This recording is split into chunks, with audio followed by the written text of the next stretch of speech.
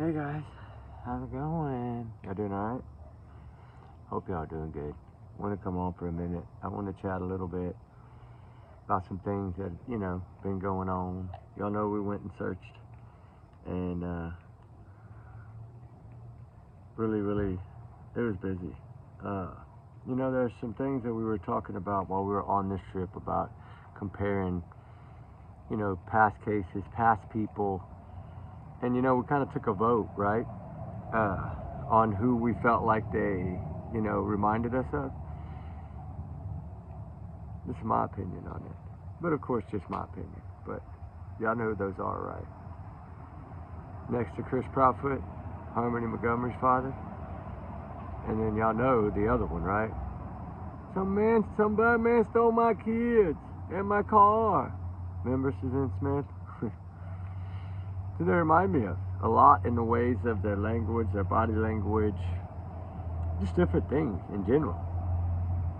But y'all know that doesn't, it's not finding Sebastian, right? It's not. We have to continue to keep up the fight for this young man right here, Sebastian Wayne Drake Rogers. He vanished in thin air. He was last seen on February 25th, 2024, around 6:24.54 in the afternoon, after having dinner with his mother, Katie Lynn Payne Proudfoot, at the Texas Roadhouse. And they left there and had roughly a 9-minute drive home in Hendersonville, Tennessee there. Out there, Shackle Island area, Stafford Court area. Y'all get my point, right? I talked about some of the things that were put. We did so many things, right? And if y'all see like this is just a statement, but you see up there where it has it says dog boy, and then go home equals now, and then there was some little things put that I don't know what this means, but it's like a circle with a line, and then a circle with the X, and then a circle with 2 lines, and then a circle with the X, and then it just says now underneath it. Then down there it says go now upside down, but I guess it was how this paper was folded. And then they put down here on the very bottom, I'm not going to say that word, y'all know ladies, I like y'all's ears, I'm not going to say that. It's just written on all sides, too rich, go home. First it was go home please, you and your dog, just a bunch of just BS, right? Nothing like major, like I'm gonna, do this or that, but it started getting vulgar towards the end.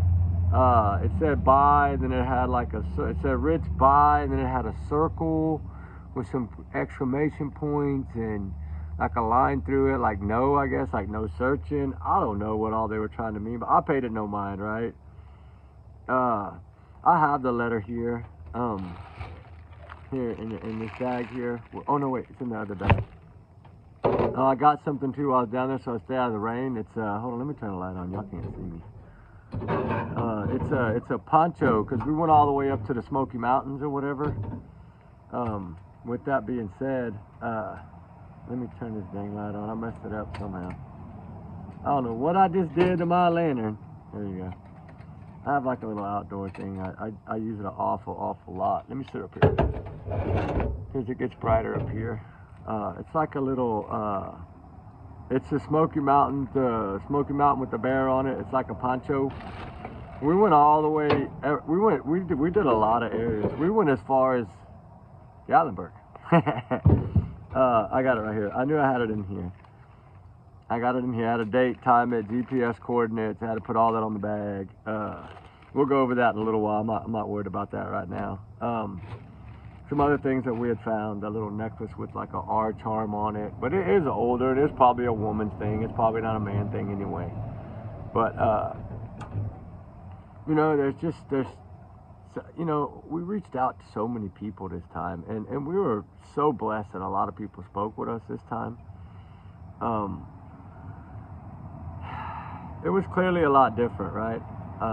I made 2 photos like that. I split their faces, and then You know, like, there's a lot of similarities, right? Other than the hair color on the females, a little different, but y'all know what I'm trying to say. You know, where's Sebastian? That's one thing I want to know. You know what really hurts when I think about this is this photo right here. Why does that photo hurt so much? Because why? Because that's the last photo that we have of Sebastian Rogers before he got in that car and was never, ever, ever seen again so far. Not yet. I'm going to say not yet. There's some promising things, and then there's some not so promising things. You know, we went over some of the droned areas that we droned right there while we were there around the cemetery there. We've all over, guys. I mean, I can sit here and show y'all all day. I mean, water bodies of water where we were searching. Just so many areas. I'm not trying to make y'all dizzy. I'm just so many different areas that we did. This was one that really we had thought about maybe going back to. It's right there down the road from Sebastian's home, about not even a mile to the right. You go down another road and then it comes out to like into the little, like there's some neighborhoods and a store and I think I want to say maybe it was a little restaurant or something there. We were all over, man. All over. Spoke to a lot of people, spoke to a lot of neighbors, Gary's, a couple other people, a mechanic, a few other people. And actually that mechanic was one that I think spoke at the 1 year maybe or a little before the year to one of the news channels. Are we not burning over here? Oh yeah, we're burning. It just hadn't caught on this side yet. I lit it on that side tonight, I'm sorry. But there's clearly so many things here that you know, a lot of this area has been covered, right? This is what we go off of. This is a map we go off of here. That's the Hendersonville. That's that body of water. It's like a horseshoe with a line in the middle.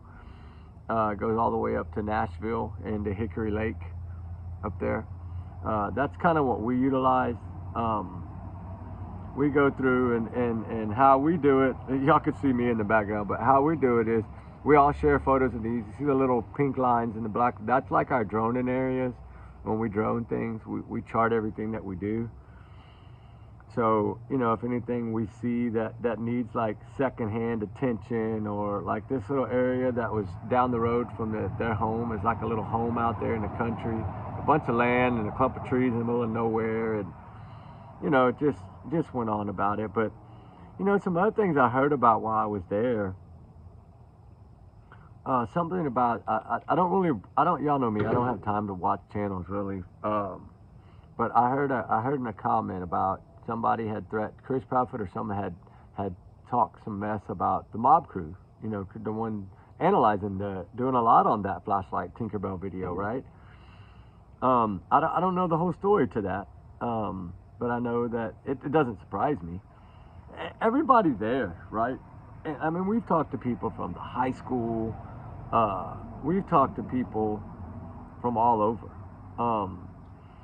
We talked to some people that do a lot of sponsorships here for the baseball team, and they're a moving company there, and the Proudfoots were at one of their parties a while back. You see on that back wall sign there, y'all can see the name. I don't know whether I should share the name. I did in a video today, but I don't know if, you know, it's called Country Boy Moving, or yeah, something like that. Country Boys Moving or something of that nature. But I went through because they are a big part of sponsorship of the schools and high schools and baseballs and cheerleader programs, and see that, like, they do a lot of cheerleader programs, a lot of booster clubs, a lot of things. They support the community a lot. But one thing I noticed is they never put anything up for Sebastian Rogers. Don't know why. And then there was a thing on here that I had read that was sent back on July of 2024. Said I retired. I was active duty in the Navy.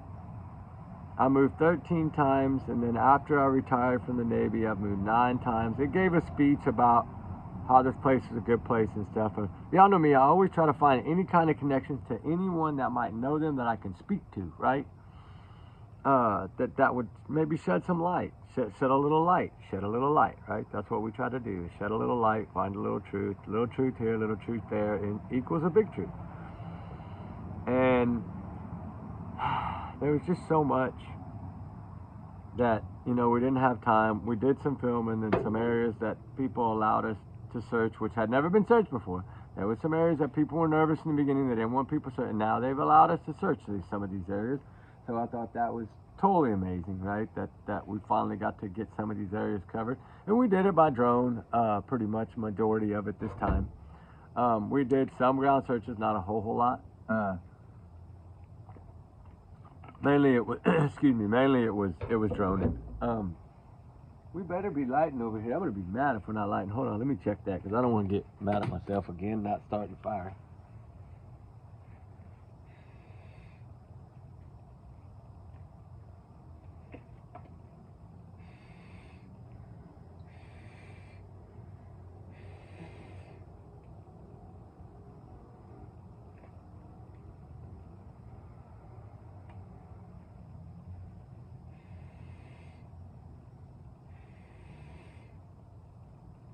I hope it was good, guys. Forget my earpieces work over there.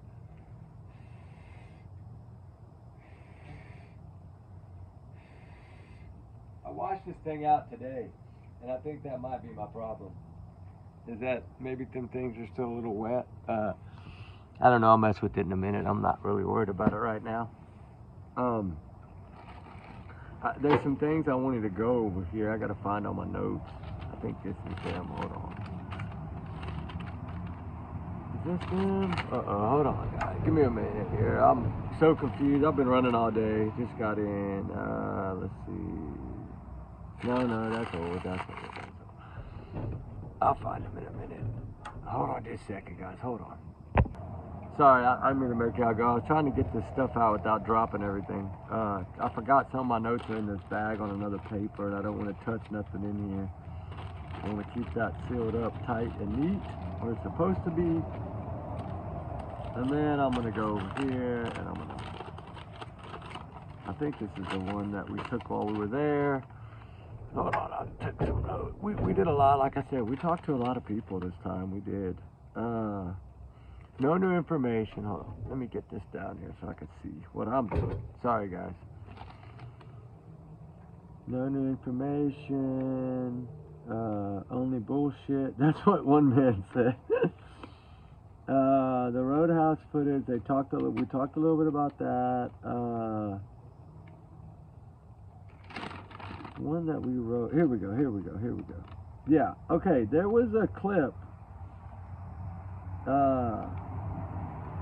When he was talking about how he had to defend Katie and this, that, and the other, and that people don't know what it's like to lose a loved one and all that stuff, right? I'm sure most of us in our life have lost a family member or somebody somewhere, old age, sickness, things happen in life, car accidents, and, there's so many things that happen. People know what it's like to lose someone, right? We grieve, we get over it. And like he said, everybody grieves different. And the reason I'm talking about this is because a lady that we spoke to for about 30 minutes this is the one thing out of all of this that bothered her the most. Her and her husband, it bothered them the most. This lady talked to me. She's been reading Alfred Hitchcock. She read Alfred Hitchcock growing up. She's been kind of like a crime lady, right? She's 81 years old. And first name's Mary. Wonderful, wonderful lady. And she lives there in Hendersonville. Not far down the road, not even a quarter mile. Anyway, she moved there, I think she said 14 years ago or something 13 years ago, something like that.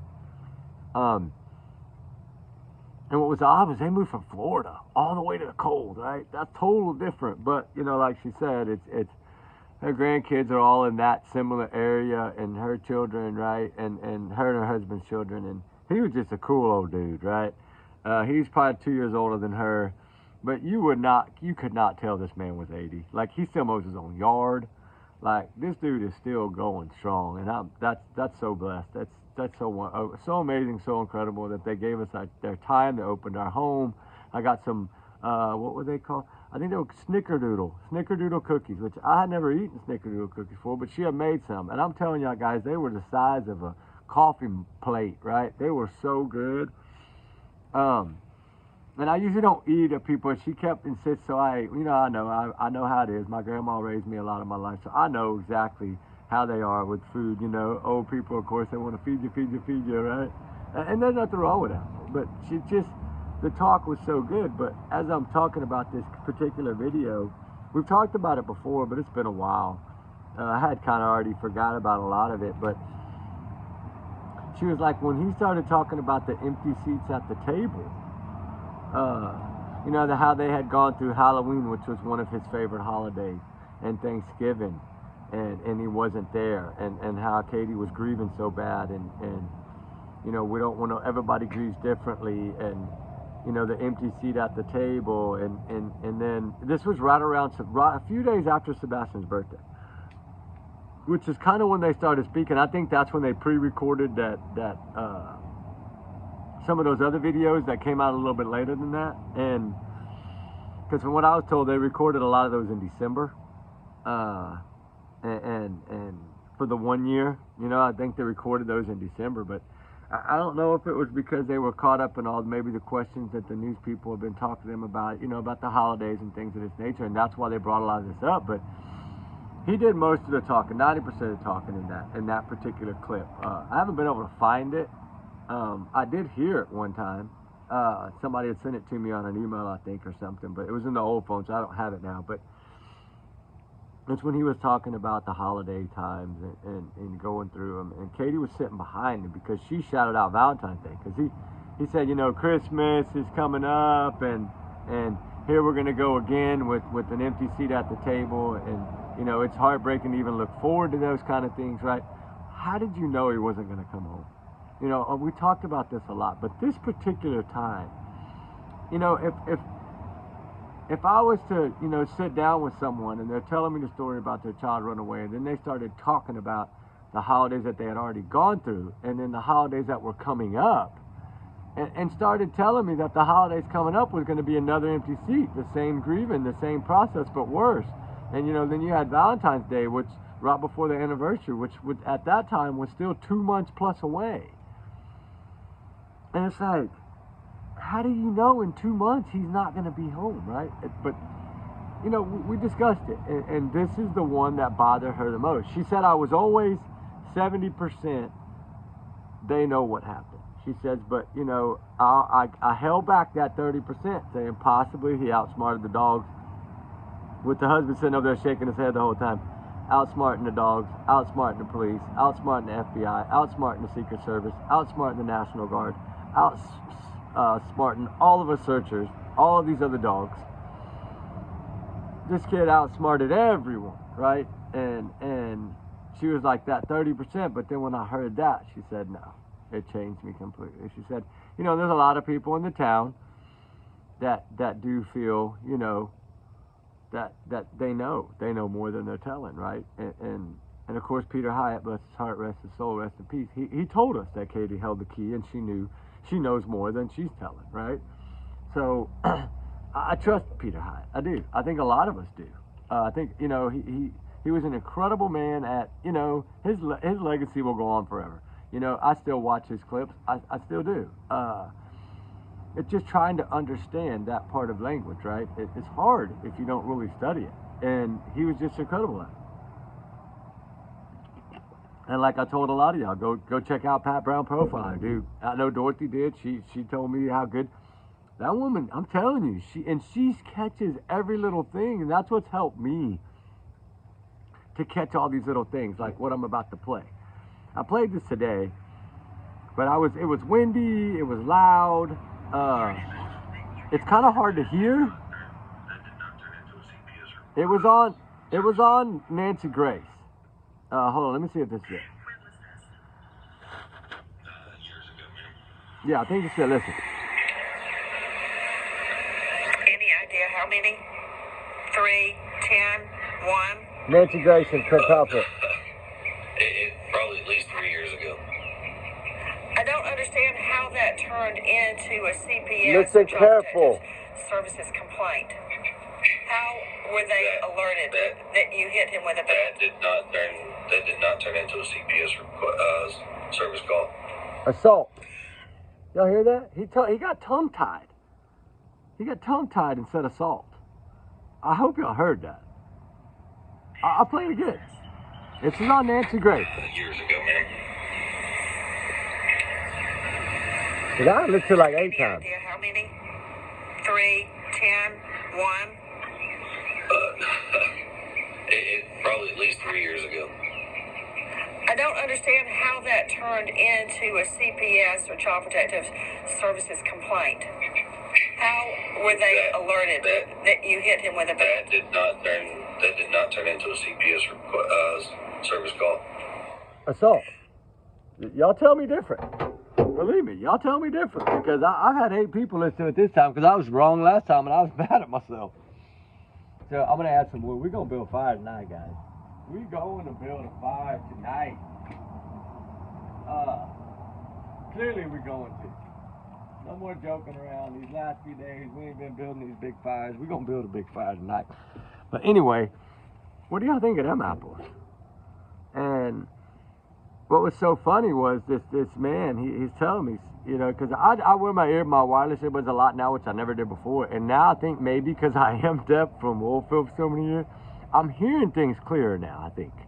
And because believe me, I got them cranked all the way up in my ear. And maybe loud for some, but it's not loud for me. It's perfect. But when I heard that, I was like, no way he just said that. And then I had to send it to Travis and Mike. I was like, dude, y'all, let's come over here. Let's listen to this. I gave him an earbud, right? I'm like, listen to this and tell me if I just heard this right. And he got tongue-tied. And whatever, I don't know how he got tongue-tied. I think she's, you know, Nancy has a way of getting under your skin. And she tricked him so many times by saying that he was home after the 1st of February. He had came home again. And then he tried to change it, right? And then, you know, there's another one here that in that same interview, and I didn't catch this the first time, and I didn't catch this, not the first time whatsoever. But when he started talking about the TPO, the order. In regards to Mexico with my daughter, we're going through a custody. Tried to check in on my daughter. A welfare check was. A welfare check, remember? Okay. CPS. Law enforcement did make a welfare call, and that was it. They know a lot about CPS, right? Then how Think does about that that. turn into a CPS complaint against you? I have no idea, ma'am. There's a lot of misinformation out there right now in regards to my New Mexico case that actually has no relevance to the Sebastian case. Then was there even a CPS complaint against you in New Mexico? Not that I am aware of. And my attorney and myself are well educated on my case, and there's nothing that we know of.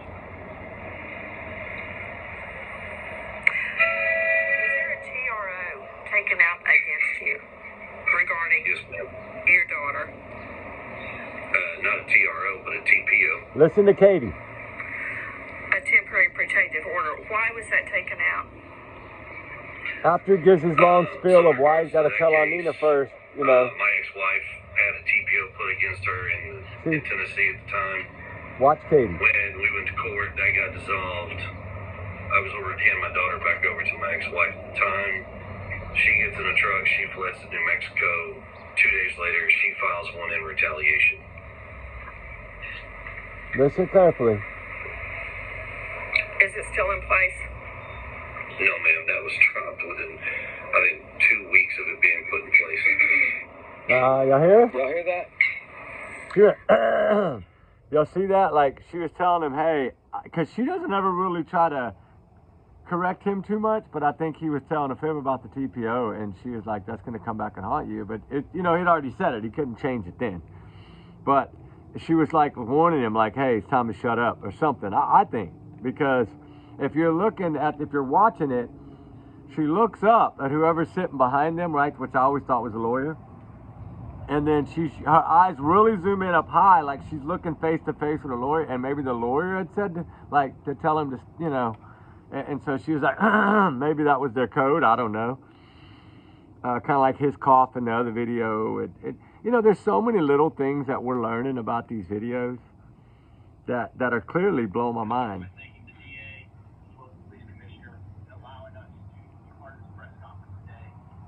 Oh no, that's the other one. That's but you know, grabbing his tools and fixing a car light bulb is part of the normal life Gary Sanders says people have returned to. 1 year after Sebastian Rogers disappeared in his neighborhood. They covered and canvassed the area. He talked with deputies and other investigators who came from across the country to help find Sebastian. Gary says the community was hoping they'd find some sort of lead. I don't think we really, in our wildest dreams at that point, would have thought we would have gone a year without any kind of trace. That was Ruby. Only a couple of missing person signs are still up in the area, with Sebastian's photo that's part of the Amber Alert. Gary says he just wants answers. It's a tragic thing. Sumner County Sheriff Eric Craddock wouldn't do an interview with us because he says there are no updates in the case. No updates in the case. Right? No updates. But, you know, I still go back to this thing because I'm hearing two different mixed sides over there. Some saying it's going to go cold. Some saying it's already cold. Some saying that not doing a lot. Some saying there's only a couple of investigators. That's all on the case. They work on it a couple of days a week. I don't know how much of that is, because you just don't know who to trust in that town as far as people that might know them and be, you know, trying to help, you know, them. But when we go back and think about what Eric Craddock said in that last thing, right? Or what he didn't say, what he wouldn't say was he wouldn't rule out if they had foul play involved or if they had a person of interest. I was told that they actually had somebody in mind early on. And I took this with a grain of half salt, I'm going to say. Because part of me I felt the vibe and after talking to a few different people. Because a good thing about small communities like that is the smaller and rural the community, the more people you have that are related to law enforcement, search and rescue people, right? So you get a little sometimes more knowledge when you treat people with respect and you're nice to people and you're kind to people, and they know you're there for a good reason, that you want answers, you want to find the truth, right? They see that, and when they see you constantly coming back, and when you come back every time, you at least stop in and say hi to let them know you're there because you're working on building a friendship. They start to get a little trust, right? And they start to see, hey, he means well, right? He's here. He's trying to find answers. He's trying to find the truth. He's coming a long way, right?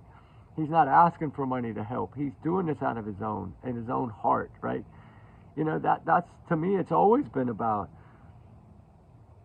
trying to help in any case we can help in, right? Did I think I was going to get this invested into this case? No, I didn't. I really didn't. But the more we went, the more we were let down by not finding anything, the more we started realizing, God, there's got to be more to this. There's got to be more to this. And then when you sit down and you take a sheet of paper like this, right, and you tape it on the wall with your Jack in the Box sticker, right, so you can write your notes on there. That's all we could find. And we write on this side and we write, okay, what do we know as fact? What do we know that probably fact, or probably, you know, fact, and then what about not fact at all, right? And you start making these little lists, and you start, if anything kind of matches, you kind of put that line, right? And you start looking at the areas that are being searched, the areas that were searched in the beginning, you know, like the ponds, the waterways, the landfill, which I did learn something about the landfill anyway. There was 3 boxes taken out of the landfill. 3 cardboard boxes that were white taped on the lid, taken from the tarp to a van back somewhere, right? I think a lot of y'all already knew this. I didn't know this. I was told this. And of course that raises questions to me, because it makes me wonder what did they take from there, right? We know now, which I didn't know before, that dogs were at the landfill, right? I didn't see any dogs on the helicopter footage. Did y'all? I mean, I know they only allowed a few second clip, but I didn't see that. We saw the tent up, right? I saw the tent actually the first time from the camera guy that was on the ground, that was way above the hill, and you could see down into where the track hoe was and stuff, and they were digging. You could see the tent going up. And I'm guessing that's where the dogs, and I don't know if the dogs were given that. I mean, how would they have given them a scent? The only scent they would have had most likely would have been Sebastian's scent, because that's what they were looking for. So if they went off more than once, possibly 2 to 3 times, two times for sure, but I think he told us 2 times, right? Yeah, I think 2 times the dogs hit on that little Nick Barris clip that I had found the other day. Remember, I'd never heard it. A lot of y'all never heard it. Because I didn't even know. But then when you learn that the dogs hit in multiple places, you're thinking, well, if they're searching, if all their trash is dumped in one area, then why would they be hitting in multiple places, right? It just makes you wonder. When they never hit it all around the home. That's what really shook me. Was they never had a trail at home, but yet they had a trail at the landfill. And they say, oh, it was nothing, but they take 3 boxes out, right? Okay. And I understand they're not going to tell us all. And they don't owe us anything. I get that. I mean, I always like it better when they keep it to themselves, because then when the arrest comes, everybody's like, whoa, get all, pumped up about it. But, I was told that, for one, that landfill search warrant was not easy to get, which I think we know that. I think everybody has Googled that by now and understood, like I told y'all to do. Go Google it. Go research it. Go see how hard it is to get one across state lines. It's freaking hard. I think even Jennifer Coffin Dockers brought that up, how hard it is to get it across state lines, right? I remember when I did the state line video, because nobody had talked about it being across state lines yet when I did that video. And to hear, to speak to a few people that now were kind of either neutral or on one side or the other, I'll just say it that way.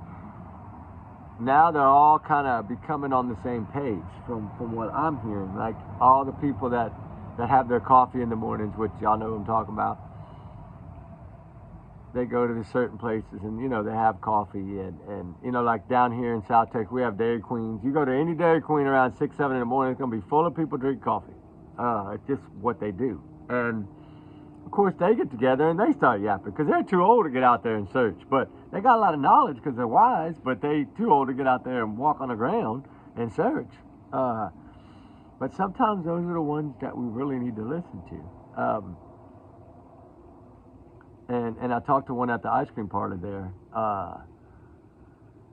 and he, he was just like, it's so good of you just to be able to walk up to anyone and ask them a question. And I'm like, hey man, my grandpa always said, what's the worst thing somebody gonna do? Not talk to you or ignore you. So you got to try, So I always feel that it's worth it. If I feel like I want to communicate and see if you know anything that can help us at all, right? I mean, it's about teamwork, and, he was just very nice, and I sat down with a few of them, and I don't drink coffee, but I drank coffee that morning, just out of respect, and learned a lot from day 1 and day 2, which I think there's more to day 1 and day 2 than we found yet. I think there's still a lot more out there we haven't found yet on day 1 and day 2, but one of the gentlemen I spoke to has family in that neighborhood, and he was telling me a few things, and he was talking about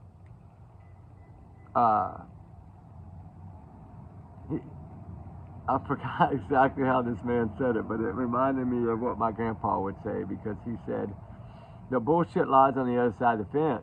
And unless you drag it under, so I don't know, it was some kind of deal. But he was what he was talking about was that area where the Tinkerbell video light is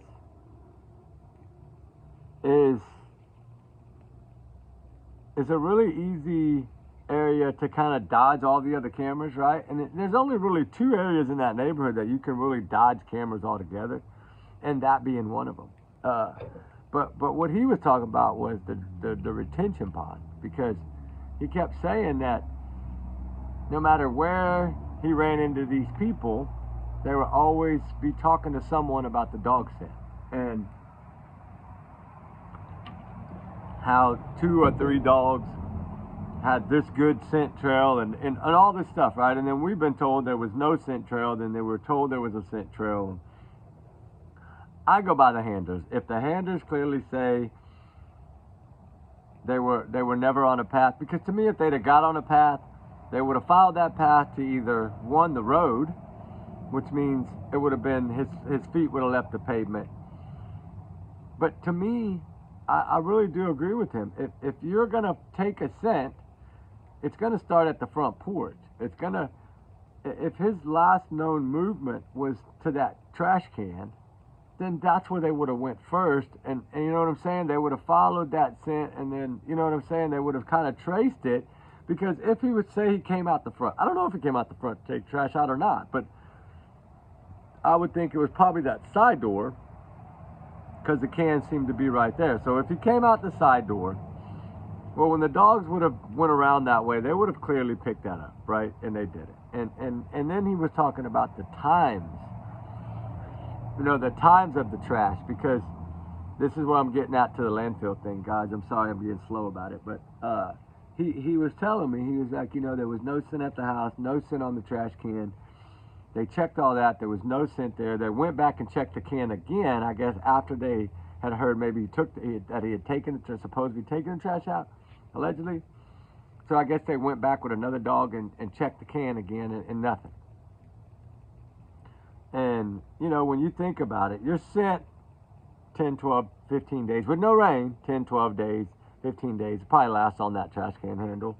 Maybe longer in some cases. Depends on if you're real sweaty or not, if your hands are oily, which he had just ate and things of that nature. And if he hadn't washed his hands yet, yeah, his hands were probably sweaty, and it would have stuck really good, and it didn't. But that trash, the particular trash that day, gets put at a holding place and then taken to Kentucky. So the only reason they searched the landfill on the day they did is because evidently, according to sources, the trash didn't arrive until that day to the landfill. So if that's to be true, that's why the search was so fast, is because whenever they had dumped that truck that morning before law enforcement got there, because of course they're not going to come till after it's dumped. When they got there, of course, nothing had been covered up yet. That's why it didn't look like mounds of dirt, like they had buried anything. But that's what I was told, was the trash had actually gotten dumped there that day, I think it was that day, because he said it gets taken somewhere to a holding place and then taken somewhere else or something. I don't know how that worked. I just, you know, that's what I was told. So if that to be the case, if the trash would have arrived sooner, would they have been there sooner?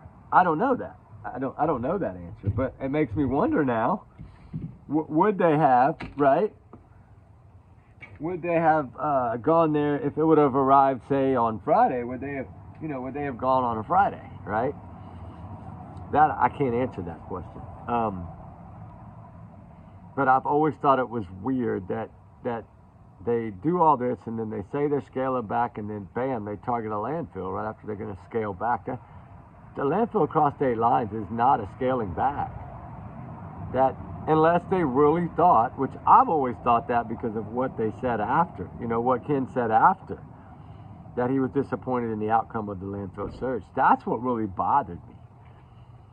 Because, you know, when the Amber Alert came out, they never gave us a vehicle, they never gave us a license plate, they never gave us a possible suspect. Like, you know, most Amber Alerts, other than the one that today, it usually has a vehicle, license plate, something involved, a person of interest, something, right?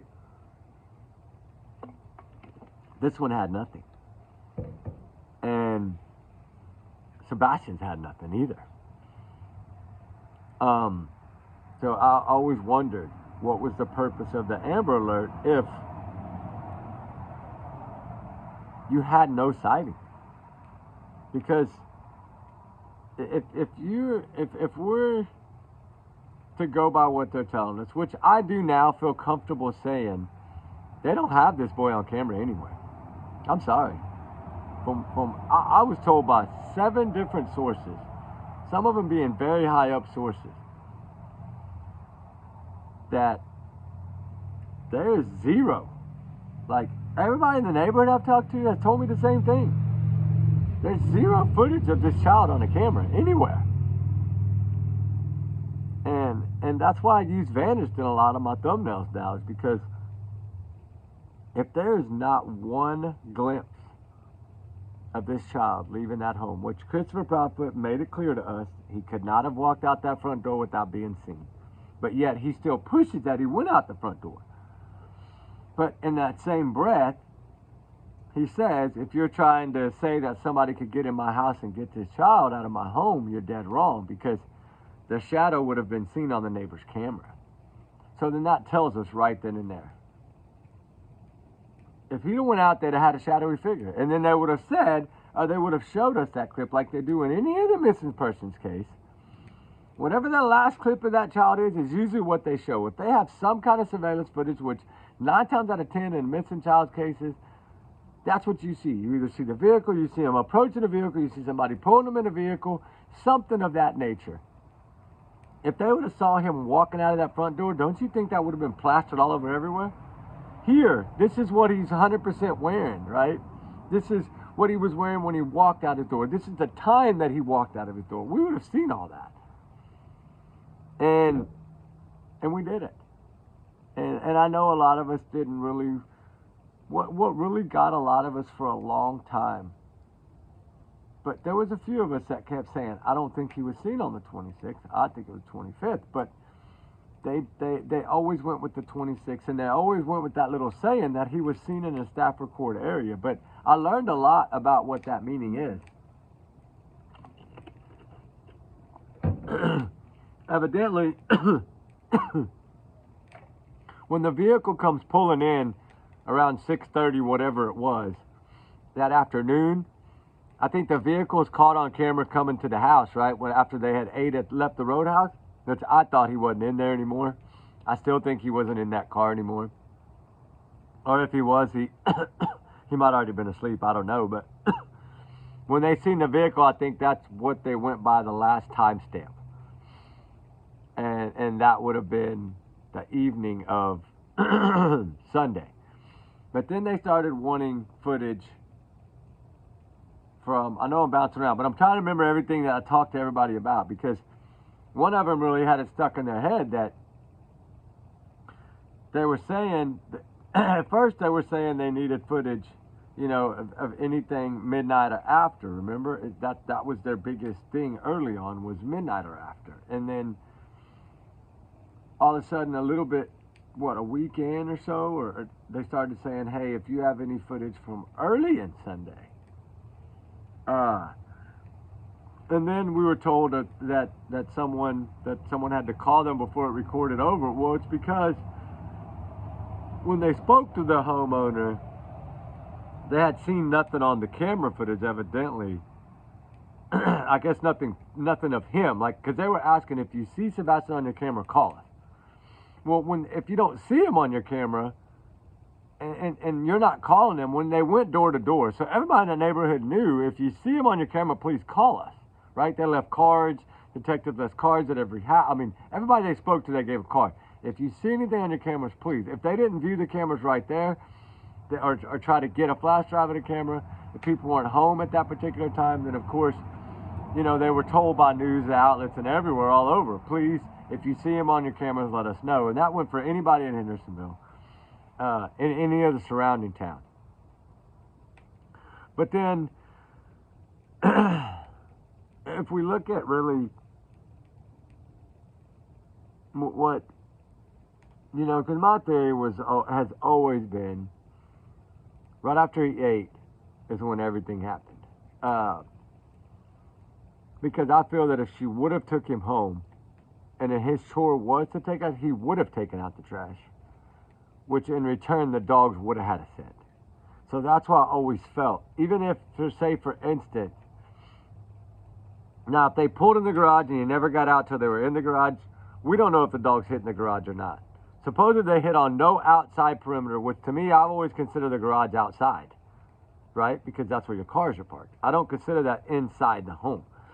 So I'm sure they checked the cars. I'm sure they checked the garage. If they did not get any scent of this child in that garage, in that front porch, anywhere in that area, then of course, does that mean he got out of that car? I don't know. That would tell me that he didn't. But then again, I don't really know. Just like I always thought they swapped cars. Remember when we did a couple of videos on this, how I thought that her and Kathy swapped cars, because it's odd that they have this. They're both Kathy's cars anyway in Kathy's name, unless they might have switched it by now after all the drama. But when this happened, that was Kathy's car, right? She had given it to Katie. So, and they were the same color, same pretty much everything, almost identical. Well, at night you wouldn't tell the difference, right? And I always thought they either swapped somewhere before the restaurant, after the restaurant. You know, that handicap sticker still throws me for a loop. Did they switch before they even got there? And that's why I would like to see the sailboat on the cars, to see where Katie's car went all Sunday, right? Until it went home, you know, because most likely we know that she would have had to have put Kathy in that car before it drove to that garage, because the only way they could have done it and swapped the cars without it being seen on camera was if Kathy would have got in Katie's car after the roadhouse, after the dash cam stopped, swapped cars right there in front of the neighborhood, somewhere outside the neighborhood, on a dark road there. And then, you know, Kathy could have drove in, parked in the garage, nobody would have saw it because she didn't get out, visible outside, right? And then took out the trash. We know there was no light bulb, so it was dark, so that person wasn't going to be seen anyway, because Seth even said, I could not tell you if that was Sebastian. I couldn't see. It was grainy. It was dark. So we don't know who took out the trash, to be honest. There's no proof of who took out the trash. Just like law enforcement said, there's no proof that this child left that home either on his own. So we have to look at that too. From what I gathered, I think the Tinkerbell Light video coming out the way it did, I think put a little hurting on them. Like, I think it did put a little damage, right, on this case in the beginning early, because I think they were building up to use that as leverage, and before they could, it came out. And that's just like giving the kidnappers, whatever, that's just like handing them a cookie, right? Because now they know that exists, and now they know everybody's seen it. So if they're to say anything about it, well, yeah, we saw it too. Instead of them slipping up and saying something that was included in that video, and then them being the only ones to know because law enforcement had never leaked it, then law enforcement would know automatically that they're the only ones that could know, because nobody else knows about the video. That's why I thought that they never showed them the original video. I don't think that that's the video they saw. Just like I learned that they haven't been talking to the LE or law enforcement in a long time. Like, long time, guys. Like, year. Like, since they've been, after all the lawyering up and all that stuff, and a lot of detective test stuff came out, all that is kind of what put a stop on them communicating, from what I've been told. Like I said, take some of it as a grain of salt, take some of it as a half grain of salt. These are just my opinions. These are people's opinions, my opinion. I'm sharing them. I've been told I could share them. Everybody's entitled to their own opinion. Everybody's entitled to their own free speech. That's what makes it wonderful about America, right? You know, my big alleged bubble here protects me. And, you know, y'all's comments, of course, are y'all's and y'all's alone, not to reflect the channel either. And we do our research together, because we are a big-hearted little family. I love doing research with y'all guys. Y'all are a lot smarter than me. And trigger warning times 100 million. But if we really get down into this case, and we really think about what we know, like what we really know in this case, what we can say confidently we know and understand about the case, right, is that this child vanished in thin air. shortly or sometime after 6:25 p.m. leaving the roadhouse, Texas Roadhouse, with his mother, Katie Proudfoot.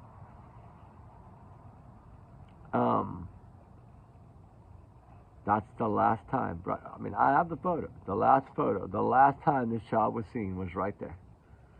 6:24 and 48 seconds, somewhere around in there. Heartbreaking it is to look at, right? Think about from right then and there. Was it 10 minutes after he drove off from there? 20 minutes, 30 minutes, 40 minutes, hour, 2 hours, 3 hours, 4 hours, 5 hours, 6 hours, 7 hours, 8 hours, 9 hours. How many hours after this right here did he vanish?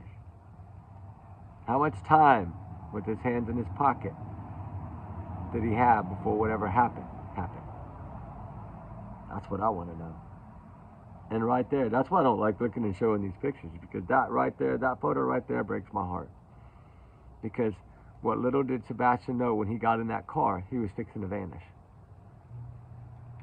Powerful, right?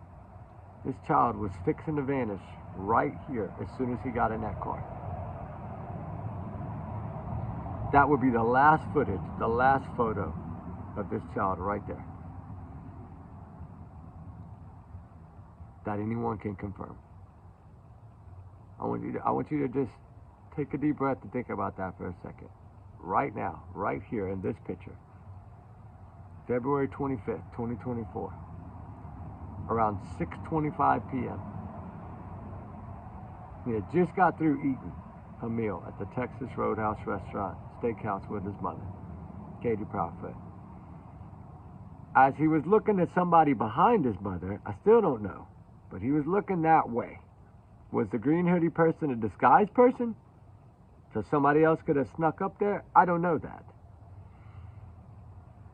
She had that door open for quite a bit to me. But they had pretty much the same shoes on. Katie was dressed all in black, which is what she told us Sebastian was dressed all in black when he left. But right then and there, this young man right there in that photo, what little did he know, he was fixing to vanish off the face of this earth. You think he would have gotten in the car if he knew that? Heck no, he wouldn't. He'd have called his dad. Whatever happened right after that. And that's what everybody's trying to figure out. So as you look at this picture right here, which I think this picture should start being posted everywhere. Because this is the last photo that we know to be of Sebastian Rogers. Because they've clearly told us he is not seen on any camera footage whatsoever. None. Zero. Zero. Now, there's some flashlights, Tinkerbell, right? Which y'all know my theory. I mean, I'll tell you again. It's quick and easy to say what I think. I think Kathy Bowersox was in that home with Katie's phone. I think she's the one that spoke to Chris. He was in that camper in Memphis. After Katie had left there in her car, she took Sebastian to Christopher Proudfoot. She, however long it took. By 3 in the morning, she was pulling into that neighborhood with Terry Bowersox because she had just dropped off her mother-in-law's car at Kathy's house in the garage. Terry took her over there, pulled down the street. Kathy came out with the little keychain flashlight, met Terry and Katie, got behind there. Katie, whatever words they shared or whatever they shared quickly, only a few seconds. Then Kathy went to the car, Katie ran to the house. That's it. She's in the house. The lights came on 11:32 or 11:33 p.m. I think, and then at 3 something in the morning, I think the light came on again. From what I'm being told now, which might be part of the new evidence, I don't know. Evidently, somebody has sent in some stuff that they won't even tell me what it is. So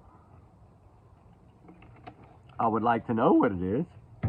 But I know in that one statement that I read while I was there in a paper, and I should have saved it, but I didn't. It clearly stated that they were analyzing the new evidence. That's all they were saying. And I think that's weird because if we really stop and think about what they said in that last time that they were asked about foul play, he didn't want to comment. All he said was, I don't want to comment on if we have a person or persons of interest, and I don't want to comment on foul play or no foul play. And then it comes out, according to this lady, she showed me the clip on her iPad. It was Eric Craddock said this, da da da da da da. Somebody else had said something, and then it said, this case is still active and ongoing. We are reviewing new evidence. When we have something new to release, we'll release it. That's it. So I don't know what that means. I don't know if something that someone has sent in has given them some answers. I don't know this, guys. I wish I did know. I really do wish I did know, but I don't know. If I knew, y'all know I'd tell y'all. I mean, I got no reason to not tell y'all. I mean, I want to know where this kid is just as bad as y'all do, right? I mean, I think we all do. And do I think that we're going to get some answers? Oh, yeah. I think we'll get answers. I don't know how much longer it'll take, but I do think that there's going to be some answers. Y'all want to build a big fire? I do think there's going to be some answers. I really do. I don't think that. I think in this small rural community town, a lot of people have judged it wrong. To me, it seems like pretty much 79.9% of that town and community have not given up. There's a few that you know, they just, things have gone back to normal. A year plus has passed. I think they're used to this in Tennessee. So many cases go cold there. I don't know if it's just the ruralness of some of these areas that makes it harder to solve. But to me, I feel that, you know, there's a couple of new bills that have gone in about CPS, you know, and whatever the name is in other states. But, you know, they're trying to do a thing to where if CPS is involved and called more than once, same household for the same child, a mandatory investigation, a lot of rules are going to come into play. And that if a child or someone that has been involved in a CPS case, if that person, any one of those people or persons or children or whatever it may be, or go missing, it's going to be a whole different thing. And I think that's a good thing. Because we know them not calling 911. To me, I haven't dropped that video yet, by the way. I'm going to. It's 40-something minutes long. I'll drop it for y'all. But I still think, I don't care how rural you are, you're not, Sebastian Wayne Jake Rogers' home is not ruraler than Summerwell's. They still called 911. They still communicated with 911. You're going to get a dispatch no matter what time you call in. And that's what dispatchers do. They answer the phone. They can tell you how to do CPR. Those dispatchers in 911 have a lot of knowledge. And they dispatch somebody just as quick. I bet you it probably would have been less than 10 minutes. From what I was told, 6 minutes flat. Most likely, police department would have been there. So if it took 10, you could have beat that by 4 by dialing 911. And it's faster to dial 911 than a long old phone number. But I know, that I get it. I'm not the only one that feels this way. There's somebody right there in the neighborhood that feels the same way. That they did that on purpose. They called the sheriff's office on purpose. 1, because they had family connections there and ties there and friends there. 2, because they knew that the CPS or DCS cases wouldn't pop up. But, you know, if we really think about that, one of the reasons why I played that clip earlier about the TPO and him talking about, you know, he called CPS on Nina and for a welfare check and all these things, right? Katie did it to Seth, and they were trying to get a divorce, and her and Chris wanted to get married or whatever, right? That we know now that was all a plan of theirs to do. They were correlating together. Katie was a mastermind of all of it. She was telling him how to file this in the court because she already knew. She had already done it. She was fixing to do it to Seth. She knew. She knew she was going to get Seth kicked off that base so she could have Chris and her to herself, and she didn't have to worry about Seth. She had all this planned. And that's why I say these two are just a match made in heaven, right? They are. They're a match made in heaven to me. They pretty much didn't want children. They don't have any now. Like, it's just them two. Right?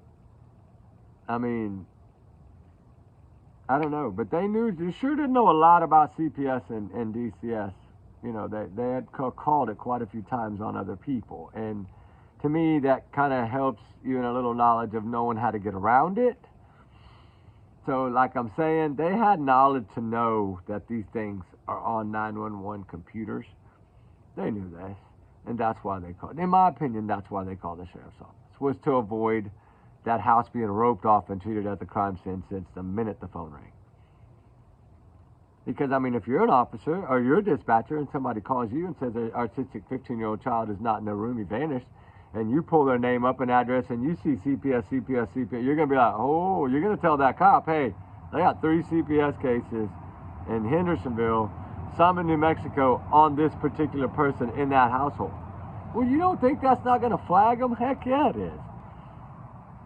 And they wouldn't have got away with what they got away with, pushing their theory of, hey, we're ahead of y'all. We got the camera footage coming. We've already reached out to everybody on social media. They're going to get all the tapes for y'all guys. We're trying to get ahead of y'all. They tried to make it look like they were out doing the police department before the police department even got called. Or the sheriff's department even got called. They were trying to utilize that to make it look like they were going above and beyond to find this child. I left. I went and searched for him that morning. we've already got videos coming. I've already searched for this kid this morning. I've already driven to the school. I know he's not there. School wasn't even opened. Come up with some better lie than that. I always said that's going to play a key role in this whole thing, that morning drive. Just like the shoes are going to play a role in this, I think.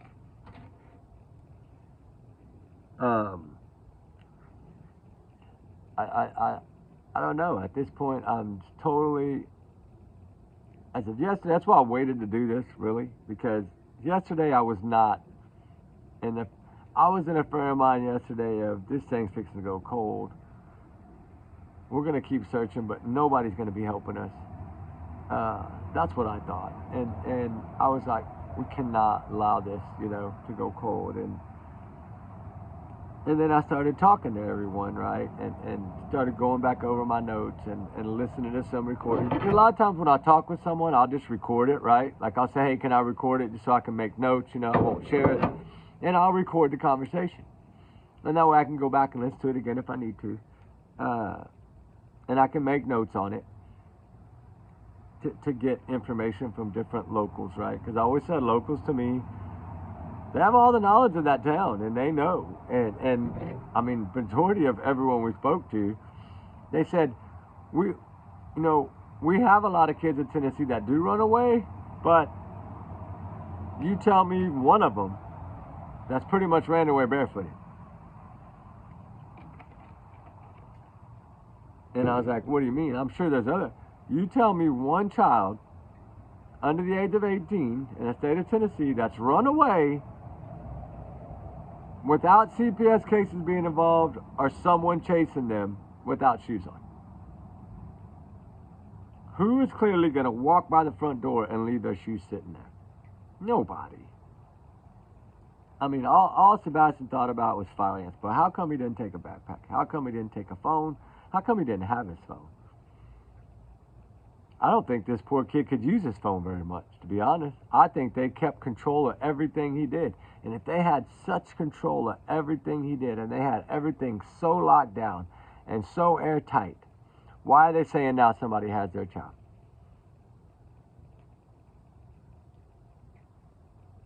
The phones have gone through, the computers have gone through, the school computer, everything has gone through. They know he wasn't communicating with anyone outside of that home and his father. They had everything locked down. Everything. Remember? They had his whole life locked in his room. That was his life. His phones were locked. Everything he had. He had to get permission to do anything he needed to do. He was 15.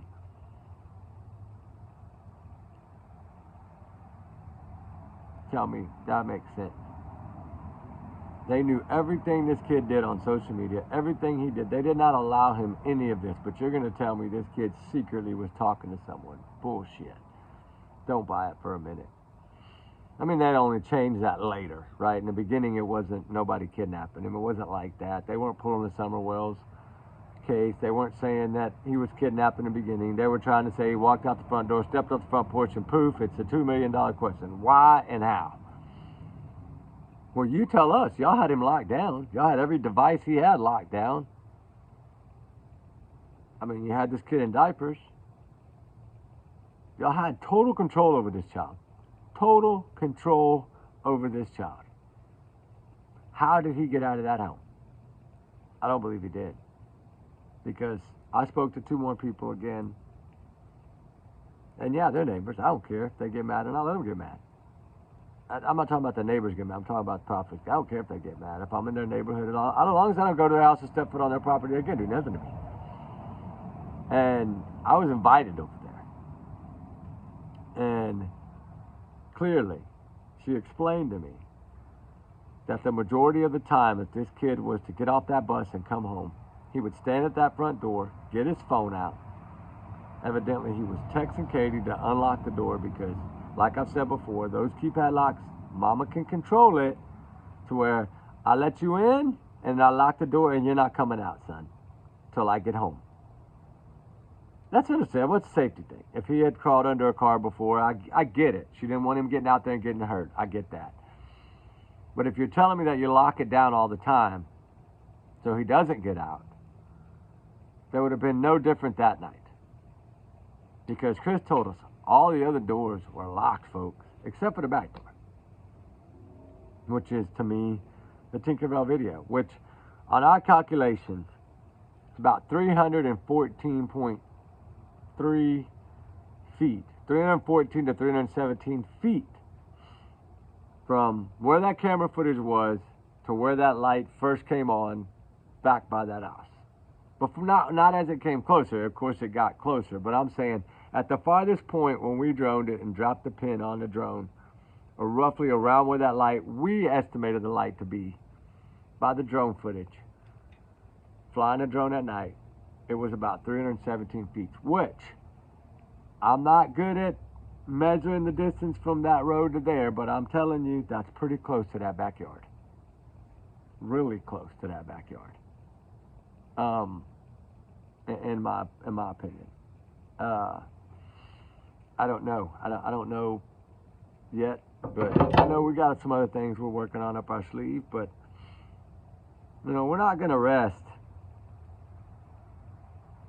until we get some answers, right? We need answers for this young man. We need the truth.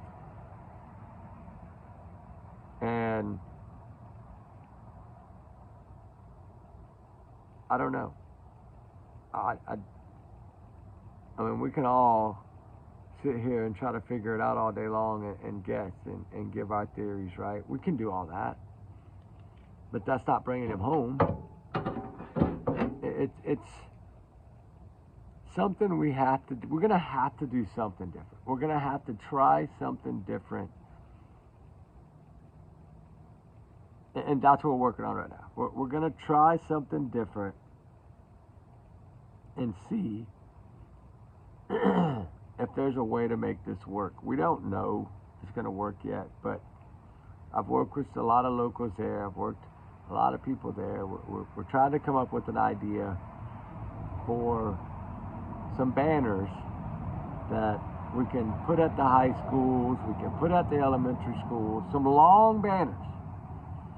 And with photos of Sebastian and a couple of them are going to have photos of a lot of missing kids in Tennessee.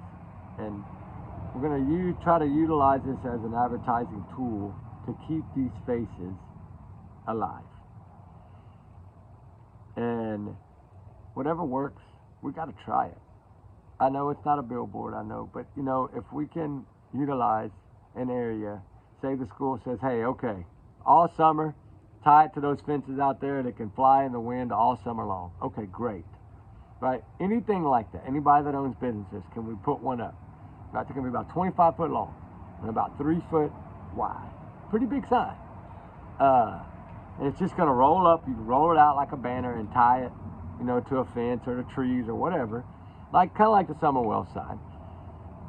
Only a little bit longer than that. And I think it's trying to come up with something that not only would benefit the Sebastian Rogers case, but would help bring to light these other cases in those areas there, right? And it's more of a, like you could say, kind of like a petition type thing, right? Like you'd be trying to get people to sign this or something. You know, this is something we want to do to try to push, you know, to give a boost and a morale to law enforcement and rescue search teams. And, you know, hey, take a little more, you know, if you have 4 hours on a Saturday, utilize those 4 hours to search, right? Just to kind of spread more awareness in a way. Will it work? I don't know. We got to try something. I mean, this case is fading. We got to try something, guys. And Seth has done an amazing job to keep it in the limelight. I'm telling you that he has. And I don't think Dog and them will let it go cold. But Dog's not talking a lot on the case, but at least his 600, 700,000 followers are seeing everything that he posts. And if they're sharing it with one person, that's 1.4 million people, or 1.2 million people, guys. It's a lot of power of people. Because clearly, do we feel that the areas they've searched, they have given us no reason. They have given us no reason to say this child is not alive, because they've even said there's no proof that he's not. But there's also no proof that he's not. It would take some really serious person that would be willing to throw their entire life away to keep this kid put up, right? And not saying that they don't know someone like that in Alaska or somewhere way off, and no telling where. They have friends, but I'm just saying it would have to be someone that would know this kid's never going to be found here. We can keep him here for you till he's 18. He won't be found here. Like, the odds of that happening are so slim. And then the odds of someone being able to keep this kid on medication, somehow going to doctors, somehow going to dentists. I mean, he's at the age where all this is needed. And how would you do all that and not get caught, right? That's what's bothered me. And as much as I want to believe this child is out there, I really didn't get that from anybody in locals this trip. I didn't. I got more of a recovery mission than anything, which a lot of us have said, Nancy. A lot of us have said it's probably a recovery mission. You know, I still hold out faith, but reality is that as hard as reality is sometimes to swallow, we have to keep our faith, but yet know that we're not searching these woods for a child hiding in a tent, right? We're not. As much as we would love that to be the story and we can find him and bring him home, that would be amazing. But if he was in that area of Hendersonville, he'd have been found a long time ago. I've seen the maps. I've seen the airplane patterns. I've seen what they had done. You got to remember, at this particular time this child went missing, there was no leaves on these trees, guys. They could see all the way to the bare ground. If he would have wandered off, he would have been found within most likely 4 miles of that home. Barefoot, probably 2 miles of that home.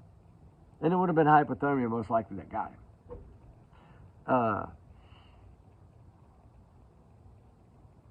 Do I I mean, I've always said there's a small percent chance that he is out there, but that small chance is dwindling down to about 2 or 3% with what's going on now and what we know now. This new evidence I'm really curious about, though. I will say that I'm very curious about this new evidence. I really want to know what it is, just like y'all do. I wish I knew right now, and I would tell y'all, but I don't know. I'm serious. I don't know. Do I wish I knew? Oh, heck yeah, I wish I knew. I'd tell y'all first for anything. But somehow we have to keep our prayers up for not only Sebastian, all these missing children, all these runaways. They all need us, guys. They do. You know, there's so much going on, and I'm going to take a couple of minutes here real quick at the end of this. I want to touch base on something because, you know, we always battle back and forth about these court cases, which I love that because I like seeing what y'all think. I like seeing y'all's opinions. I like seeing y'all's thoughts because a lot of times I learn from y'all, and we learn from each other, right? The Karen Reed case. The reason I don't really cover this thing too tremendously over the top is because I pretty much, in my feeling, in my opinions, I already know what's going to happen. I think I told y'all this after the last hung jury. The second time, they usually are guilty, like 98% of the time. And I don't watch much trials, right? I don't. The Leilani trial, I watched a little bit of it, but I still didn't watch a lot of that one either. But I wanted to see John Ortiz's mother speak. And I think it's important. I think mothers' voices are powerful. I think she won that jury already. And then those clips, those little social media type clips, pop, like we show when we listen to things, right? All the time. We play clips all the time, you know. Hey, I got a new clip for y'all, you know. Those little things are so damaging. And they haven't even got to the good ones yet. Wait till they get to 2020 when she tells him she hit it. Well, I hit him, and then I knew I hit something, and her dad says, I know she told me she hit something. So here we go. Just wait. And now to see the difference in the professionalism of the two prosecutors, wow, right? Told y'all. And then for him not to cross the mother at all, not even one question, that shows you how powerful her speech was. And I think the other girl, which I don't really know her, but she's a friend of John Ortiz's, and evidently she's a friend of Karen Reed's or something, or McCade, she's a friend of her, Carrie, or something like that. That woman, I think, is going to end up being the number one in all this thing for the prosecution. I think she was straight out, right? I'm not saying that everything she says is truth or false. I don't know that. But just the way she did it was powerful. And these little things all add up. And they have just started. When they get into the taillight and the glass in his clothes, and when they get into all that, can you imagine how much more powerful? I don't know. I'm not usually one.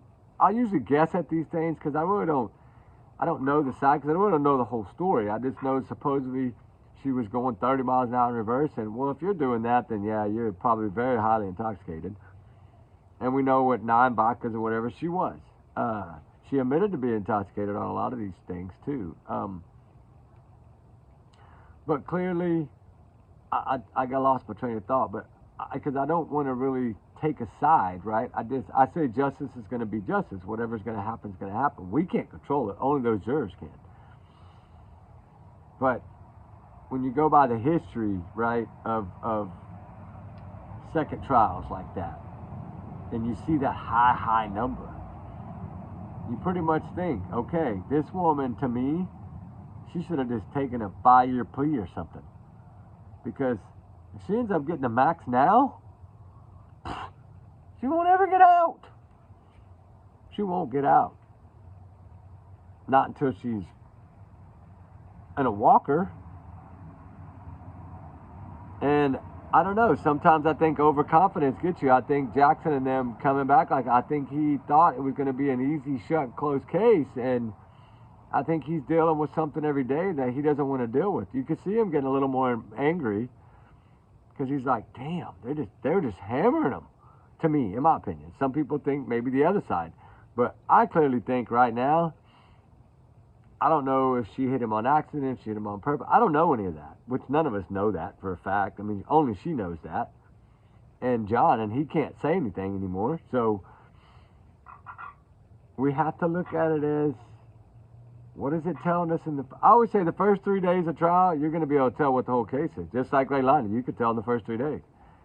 By looking at just a little bits and pieces I've gathered from the first 3 days, oh, they got her. She ain't walking out of there this time. I don't think, in my opinion. I mean, I don't know if it's right or wrong. I'm just saying that I feel my opinion is just from what little bit I've been able to grab from these little 3 days that I've listened to, little bits here and there while I'm searching, I don't think she has a chance this time of winning. But then again, she might. I don't know. It's not looking good. And if it continues to go like this, I don't think it's going to be a Stearns thing. Didn't I tell y'all there was going to be a twist in this Stearns thing? I had a bad feeling about this. But you know what? That's why they did 2 separate trials. If this one fails, they got the other one. But I don't think they messed up. I really don't think. I think he consensually gave her that phone. He clearly said it on there. Now, what else is in that phone? I don't know. But is it evidence that's going to point to Jen? That's what I think is going to happen. Didn't I tell you he's going to flip on Jen? I think they got something that they were able to recover, finally, from either Jen's phones, somebody's cell phones. Like he was able to recover all his messages from Jen somehow or something. I think they were able to retrieve that. And I know you can. Up to like 7 years or something, you can retrieve old messages. You got to pay money, but you can do it supposedly with AT&T and any Apple phone or iPhone, right? So we know everything was on it after factory resetting twice. So we know they were able to recover. Now, did they keep working and recover messages between him and Jen and something be said on there that's going to help him? I don't know. But that's what I think is happening here. And here we go. What did I say? I didn't think this case would start this soon. I figured it was going to be 2026, right? I think it'll be next year. I don't want it to be, but I think it will. I think they're going to push this, and then even if it's one little thing they have, even if it's one message that ties Jen to this, that's all it's going to take is one message. And if that is the case, and they did recover those messages, and that's why I think she helped in factory reset, so she would know they were gone. I clearly think somehow, some way, Jen's going to go down for this too. For both of them. I've always thought she's going to be charged in both cases. I've always thought that. And I could be wrong as heck, and I might be. But we'll see. And we'll see in the Karen Reed trial.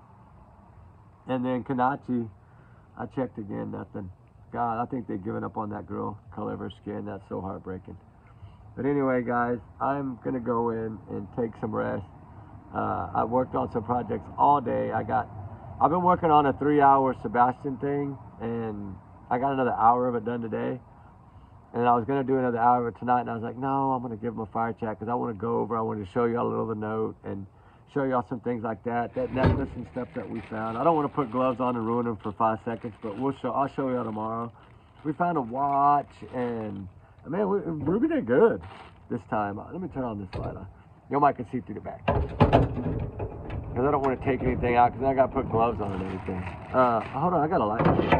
Forgot. It doesn't have a lens in it. It was full of dirt and stuff. We washed it out. It's just like a man's watch that we found. And then there was a necklace that had an R. Where's it at? Oh, here it is. I thought it was kind of weird because, I always thought of Sebastian's last name as Rogers, and it probably has nothing to do with that, but when we found it, I was kind of like in shock because I was like, man, this thing really, that's why I hate bagging things up because they get all tangled up. Trying to find the end of it. Oh, here it is. I got it. And it's just a little thing that had an R on it. But you can tell it's been in the ground a while because it's all tarnished. I don't know, can y'all see that? It's like I got an R. I don't think you can see it. We'll have to do it better. There you go. You can see like the R initial. And the chain is all muddy and dirty. It was down by the river. And who knows, it might not be nothing. We found a lot of stuff, guys. We did. Found a lot of stuff. That watch and the keys and some other stuff. But I will say, justice for Sebastian Rogers is a must, right? It's a must. Sorry, but it's a must. We're not stopping. I don't know. I think there's quite a few of us that aren't going to stop in this. I really do. At least I hope. I hope they don't stop. I think we're going to do that search for summer. We're going to bounce over and search for Sebastian again. I think that's a good idea. Keep awareness alive for Sebastian. Let's do it. Let's keep him alive. Let's keep digging. That's what it's about. So we're gonna dig, and I'm gonna start replying to some of y'all's comments. I had my studio app turned off today because I was working on that, it's a different style, like a documentary thing, and I have to turn off studio app when I record it so I can stop it and come back to where I left off, because it's gonna take me a couple of days to do it all. But it's something that we started in the beginning of this case, and we're gonna go to our last trip. We're going to show some drone footage for about an hour. We're going to go over a lot of stuff just so y'all can see what we've been up to, right? See the areas, see some of the water areas we've searched, and you're going to see me and Ruby in the water in some areas from the drone. And I mean, we were just in there with Melotech. We were just going. I mean, we've tried to search everything we can search, every square. Y'all know how when we search, we don't care. If it's thorns, we crawl through them. If it's spiders, we eat them and go on. It doesn't matter. We don't stop. We crawl on our hands and knees if we have to. In the thorns, I don't care. Whether they rip my shirt or not, whether they rip my jeans, I don't really give a dang. When we search, we search. And I don't stop. Wherever Ruby wants to go, I follow her. If I can't fit, I somehow try to squeeze, right? But we'll figure it all out. Then anyway, I just, I wanted to come on and just chat with y'all a little bit for a fire chat. Fire's going out again. I don't want to throw no more wood on there. I'm tired. But we will talk tomorrow. Oh my God, an hour and a half. I did not realize we've been on this. Golly, this long. Holy moly. All right, that's good. Anyway, justice for Sebastian Rogers. We say prayers for him every day, sometimes 4 or 5 times a day. We say prayers for all the missing, all the runaways. And we need to keep them all in our prayers, all in our thoughts. All the missing, everybody. The ones in need of justice, little Maddie Soto, little Samuel, all these kids, right? Maddie, I pray she's going to get full justice. Suzanne Simpson, Nikki McCann, I hope they all get justice. Emma Bum, right? There's a lot they've kind of gotten away from it. Harley Morris, right? Caleb Harris, I'm still worried about that case. I still wonder if, now that they found that rib bone in December that we've learned was his too, I'm wondering now, are they going to finally catch whoever this Reddit person, if that was really what it was, which everybody really thinks that's what it is, and they never denied it, was it some kind of hookup that he had been doing with someone and they finally, something bad happened? I don't know, but I would like to know. His family deserves answers. Harley Moore's case has always shocked me. It's just like Sebastian, but this kid was at least seen on camera leaving the bar, and then seen on a ring camera, and then vanished. So, it's just so, I don't know, man. Just so many weird cases out there that we can't give up on, right? We have secretly searched some areas for Harley, but we kind of kept it low. Because evidently there was some stuff going on in that area that, was searchers. So I try to lay low if I can when we search. This time we did, and we were just kind of everywhere. But, you're not going to find answers if you don't try, right? You're not going to find the truth if we don't dig. So that's our goal, is try to figure out, how we could find the truth in this. And I still do, in my opinion. I feel that Katie and Chris and Kathy and Terry, I think all 4 of them know the answer. I do. I really do think at least Katie knows the answer. At least. At a minimum, Katie knows the answer. But as much as Chris is attacked, I know he knows the same thing she knows because she tells him everything. So, and he's never second-guessed or said, hey, you sure? Or he's never done that. He's always agreed with her. When most people in that situation would never agree with their wife if they weren't home. I wouldn't put myself in something if I wasn't home. He got me crazy. But he did. That's why I thought he's been involved. That's why everybody that's broke him down, every profiler, everybody says the same thing about him. They're guilty in our opinions. Our opinions are guilty. But they haven't given us any reason to not believe they're not guilty. They haven't shown us any proof that tells us they're not guilty, right? They haven't given us any of that proof. Everything they've done adds up to why everything that they have done and said is why we feel the way we feel. So they're the only ones to blame for the way we feel. We're human. We see red flags. They alert in our head. We can't help it. It's just part of our brain, how it works. When you see lies and you see CPS and you see all these things adding up and then they come out and they blabble them on TV, yeah, I hit him with a belt. Yeah, CPS. Yeah. Well, then you know, okay, wow.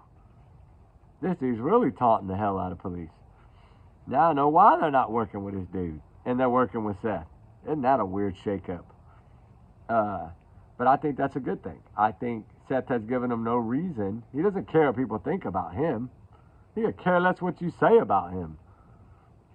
But you know what's so funny about this Chris Proudfoot coming after, you know, Chris and the mob crew or whatever was said, something bad words were said or something, Chris was calling him out or something. That's the first time he's given any attention to that little Tinkerbell video. So yeah, I would like to see his thought on that Tinkerbell, not that fake video y'all made with the new camera. Break down the real video, buddy. You don't have it, because law enforcement ain't gonna give it to you, man. I can tell you right now, law enforcement ain't gonna give you that video. Because that's the only card they got in their deck right now. Somehow, some way, somebody within that law enforcement, somebody's gonna figure this out. It's gonna take the right detective, but somebody's gonna figure it out. And like I said, I'd like to know what this new evidence is. And it's out there on a statement put out by that news channel there at, I think it was about April 3rd or April 4th, maybe? Oh, April 2nd? Something like that? No, March 2nd or March 3rd. There's that lady showed me on her tablet. It's a little news clip, and it said, new evidence. I'm like, what? I never knew this. Just like I didn't know about the dogs in the dump. Just like I didn't know they had taken boxes out of the landfill. I didn't know. A lot of the stuff I didn't know until now. A lot of y'all knew it, but I didn't know it. And don't forget, the clip I played, Nancy Grace, 25 minutes and 20 seconds, I think, or somewhere around in there, whenever they start talking about CPS, just listen. Because he says it didn't turn into any tongue-tied and then, you know what I'm saying, assault. And I could be wrong, but please let me know. If I'm wrong and I'm that deaf that I didn't hear it with these damn earbuds in this time as loud as they go and give myself a headache to try to hear it. And everybody else that's listened to it with me has said the same thing. So that means we could all be wrong. I don't know. Y'all let me know what y'all think. I know y'all are going to go play it. And I played it for y'all, but mine's not as loud because Nancy Grace, the volume is not too great on her show. So it's hard to, I mean, I recorded it speaker to speaker, but that's as loud as it was. And I would like it to be a little louder, but it is what it is. But y'all go listen to it. It's around 25 minutes, 27 minutes, somewhere in there into the video is when it's talked about. It's before the TPO, I believe. And when they first started talking about the belt and the incident with CPS and she asked him how, that's when he says it. But y'all let me know what y'all find out. But that's what I think it is. And if that is the case and he does say assault, that is huge. I mean, huge. To me, that's really huge because that's something that maybe law enforcement has caught it. I don't know. But if not, we need to make sure they look at it because that is, listen to it because that is something that could end up being really, really crucial, right? You're going to tell us that it was that? Wow. You're going to tell us that this kid accused you of assault? That's bad. He's only 15 and he's autism. Why aren't you in jail? And if that's the case, maybe CPS doesn't notice that he said this. Maybe, I don't know. Maybe the that he did have a friend within that, and it didn't get back to the real people, right? I've sent in some stuff to ask, but I know they're not going to give me answers, but at least it gets their head spinning. I sent it in to DCS. I said, hey, did y'all look at this case over and over again? Have y'all seen everything that's been said out here? Have y'all looked at this? Are y'all doing anything? I mean, I know they're not going to answer me, but it's worth sending the emails. See if the right person gets it. Maybe they'll look at it. Maybe they'll listen. They'll be like, wait a minute, we didn't know this was going on. You never know what it takes sometimes. Sometimes it takes the craziest tip to bust something or to get something started or get a ball rolling, right? Anyway, hour and 35 minutes in, I got to go. We love y'all guys. Remember, allegedly, these are my thoughts, my theories, my opinions, my free speech, baby. I'm entitled to it. And you know, we love y'all guys. We appreciate y'all always. Trigger warnings times 100 million. My big alleged bubble protects me. And like I said, just my opinions. I'm entitled to it. So y'all have a good night. Everybody is innocent until proven guilty in the court of law. All right? Our law. No, I'm playing. In the court of law. But anyway, y'all guys have a good night. We love y'all. Talk soon. All right, guys. Bye.